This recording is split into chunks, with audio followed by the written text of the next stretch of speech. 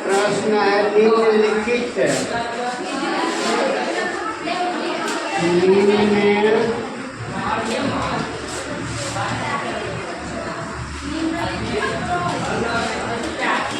निम्नलिखित यानी निम्नलिखित का क्या होता है? नीचे लिखे हुए। निम्न माने नीचे, और लिखित मतलब लिखा हुआ।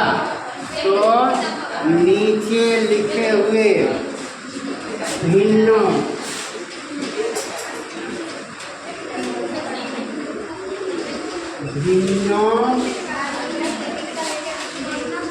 को दशमलव रूप में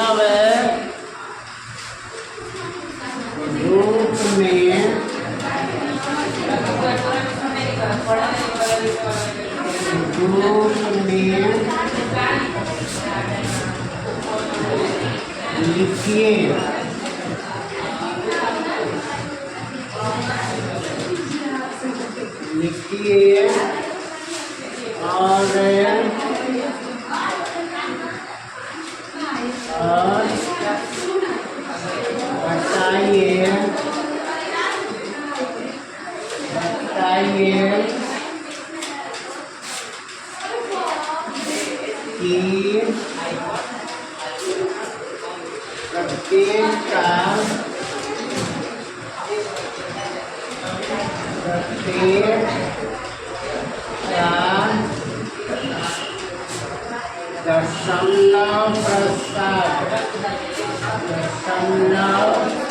बताइए कि प्रत्येक का दशमलव प्रसार इस प्रकार का है।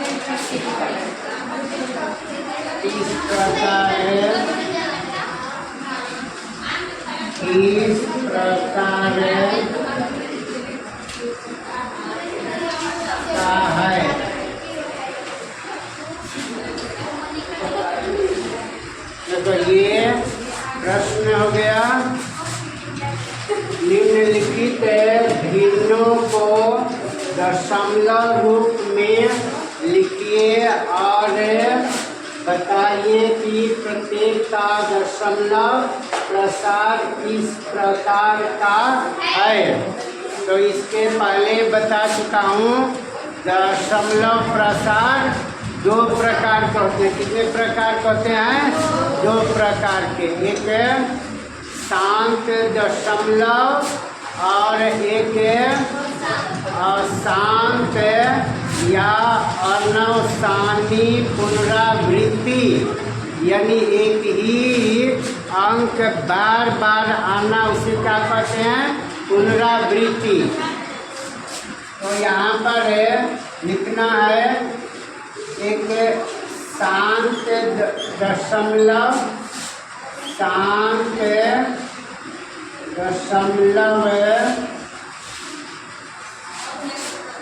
प्रसार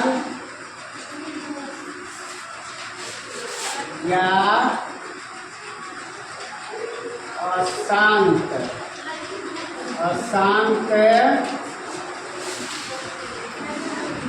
अर्थात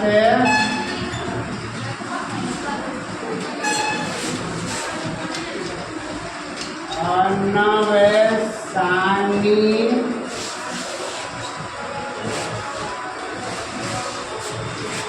पुनरावृत्ति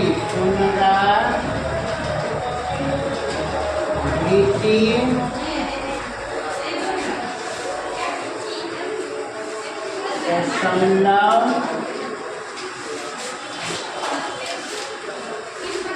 प्रसार।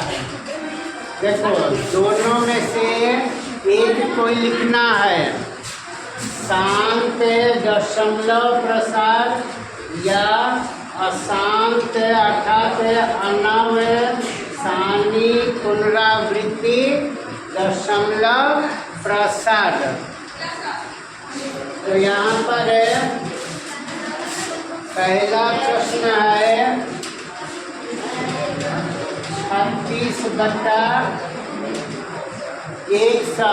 पहला प्रश्न है 36/100 ना, 36/100। तो इसे दो तरह से हम दशमलव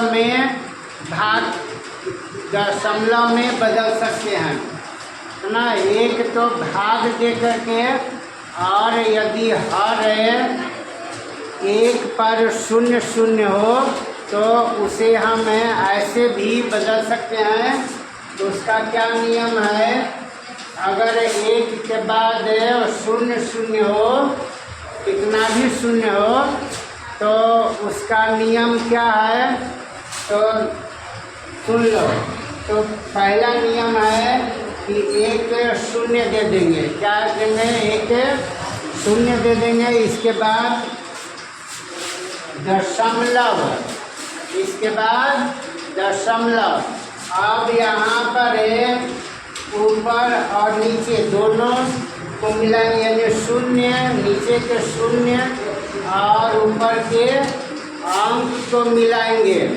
यदि बराबर है, ऊपर अंक बराबर है नीचे के 0 के, तो ऊपर वाला अंक ज्यों का त्यों माने जैसे है वैसे ही लिख देंगे। तो यहाँ पर देखो, यहाँ पर है नीचे 2 0, नीचे 2 0 हैं, और ऊपर 2 अंक हैं, ऊपर 2 अंक, यानी दोनों बराबर हैं।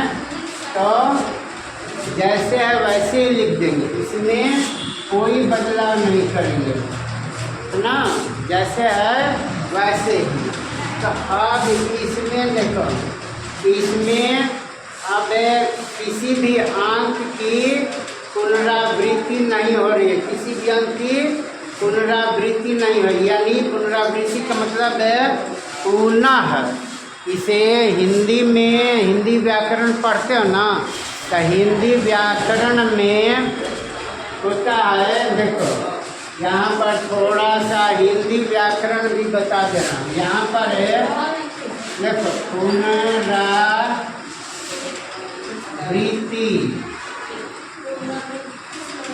तो तुम लोग हिंदी व्याकरण पढ़ते हो, तो जब विसर्ग आता है ना, यहाँ पर देखो, इसे ये जो चिन्ह है, इसे क्या कहते हैं हिंदी व्याकरण में, एक ऊपर बिंदु है, एक नीचे बिंदु, क्या कहते हैं, विसर्ग, है ना। इसे क्या कहते हैं, विसर्ग, इसे विसर्ग कहते हैं।